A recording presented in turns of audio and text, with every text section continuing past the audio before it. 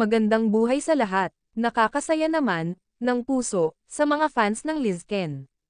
Dahil sa new update post, ni Enrique Hill, sa kanyang Instagram account. Makikita natin doon, na maaga din napareact, si Liza Soberano. May feel mo talaga, sa Lizken, ang kabaliktaran, ang pinapakalat, ng mga bashers, sa totoong estado, ng mga ito. Nagsusuportahan ang dalawa, pero tahimik lang sila.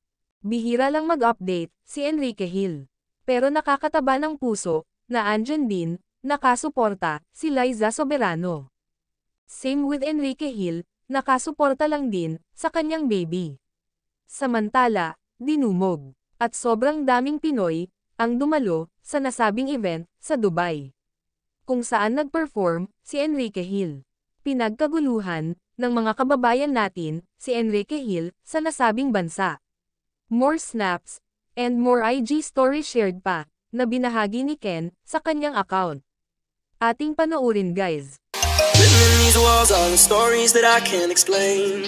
I leave my heart open, but it stays right here empty for days. She told me in the morning she didn't feel the same about us in her bones.